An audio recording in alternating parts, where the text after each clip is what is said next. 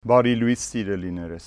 Տեր Հայր, տաճարի տուրքը տալով Պետրոս Սարաքյալի փոխարեն Քրիստոս մեզ ինչ էր ուզում ցույց տալ կամ սովորեցնել։ Սիրելիներս, եկեք չմոռանանք, որ Հիսուս շատ հաճախ էր հյուրընկալվում Պետրոս Սարաքյալի տանը։ Այնտեղ հյուրասիրվում էր, գիշերում էր, այնտեղ շատ հաճախ էր հիվանդներին, անդամալույսներին ընդունում։ Սա ինչ է ցույց տալիս, որ յուրաքանչյուր քրիստոնյա, ով իր տան դուռը բացում է Հիսուսի համար, Հիսուսին հյուրընկալում է իր տան մեջ, Հիսուս էլ պարտավորություն է զգում այդ մարդկանց պետքերն ու կարիքները հոգալ։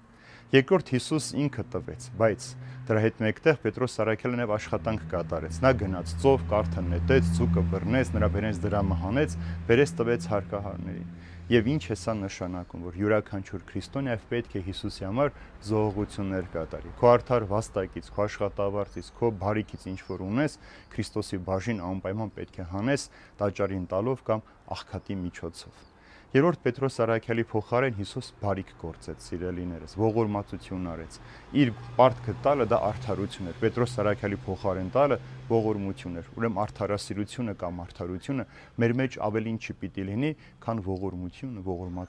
ողորմածասեր լինելը, որովհետև ողորմության տալու միջոցով դու նաև Աստծո գործն ես կատարում, բարիք ես կատարում։ Չորրորդ Պետրոս Սարաքյալի փոխարեն տալով Հիսուս մեծ բարիք գործեց։ Պետրոս Սարաքյալը Հիսուսի բարեկամն էր։ Սուրբերից մեկն ասում է, լավ է, որ դու աղքատին միշտ գումար ես տալիս, օգնում ես, բայց նաև քո ընկերոջը, քո բարեկամին պետք է օգնես։ Մեր շրջապատում շատ են մարդիկ, հոգևոր կոչված, հոգևոր մարդիկ, դա հավատացյալը կնի կամ հոգևորականը, որ գումար ունեն, բայց իրենց կողքը ապրող շատ աղքատների օգնում են, բայց իրենց ամենամոտ ընկերոջն ու բարեկամին անտեսում են, մտածելով, որ նրանք այդ ամենի կարիքը չունեն կամ եթե պետք ունեն, թող գան մեզանից խնդրեն։ Այդպես ճիշտ չէ, դու պետք է տեսնես եւ հասկանաս։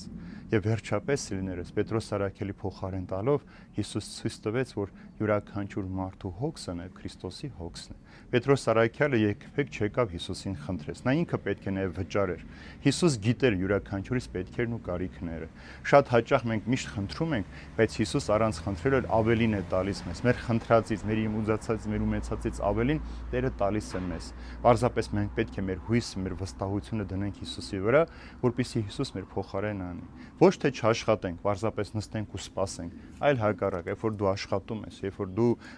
քո բաժին գործը կատարում ես, Հիսուս էլ օրհնում է եւ քո աշխատանքի փոխեն ավելին տալիս է, եւ երբեւե դու այս աշխարհի մեջ պարտքի տակ չես մնում։ Եվ ինչ է ասում Պողոս Սարաքյալը, այս աշխարհում որևէ բանով մեկը մյուսին պարտական մի եղեք, այլ միայն եղբայրասիրությամբ, հյուրասիրությամբ, հոգատարությամբ։ Սա է քրիստոնյային բարձրացնում եւ քրիստոսանման դարձնում եւ քրիստոսանման կյանք պարգևում, որպեսզի ամեն անգամ, երբ որ դու նեղության, դժվարության, փորձության մեջ լինես, Հիսուս ինքը գա, քո փոխարեն ամենը հոգա եւ քո ճանապարհը բացի դեպի հավիտենական ու խաղաղություն։